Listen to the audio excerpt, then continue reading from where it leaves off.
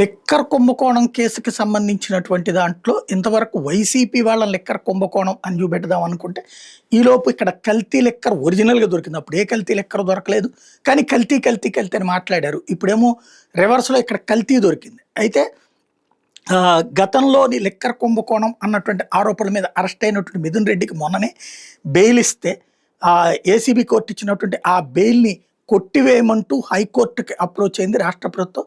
దాని మీద అంతకుముందు ఆల్రెడీ బెయిల్ మీద వచ్చినటువంటి బాలాజీ గోవిందప్ప, కృష్ణమోహన్ రెడ్డి, అట్లాగే ధనుంజయ రెడ్డిని కూడా వాళ్ళ బెయిల్ కూడా రద్దు చేయమని కోర్టుకు వెళ్ళటం ఇది ఇంకొకటి అయ్యింది.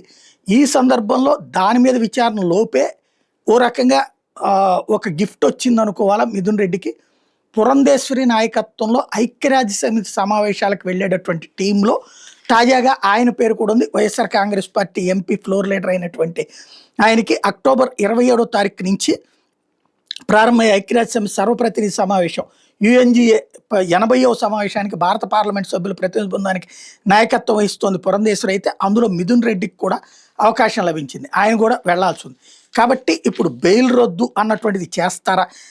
ఒకవేళ బెయిల్ రద్దు చేసి జైలుకి పంపిస్తే ఇప్పుడు మొన్న కనుక ఉపరాష్ట్రపతి ఎన్నికల సందర్భంలో ఆ ఉపరాష్ట్రపతి ఎన్నికలకు వెళ్ళడం ఓటేయడానికి వెళ్ళాలి కాబట్టి ఢిల్లీకి 3 రోజులు అని బెయిల్ అడిగినట్టుగా ఇప్పుడు దీంట్లో కూడా 27 అంటే 25 నుంచినో బెయిల్ పెట్టి ఈ సమావేశాలు అయ్యేదాకా ఆ కారణం మీద బెయిల్ తీసుకోవచ్చు.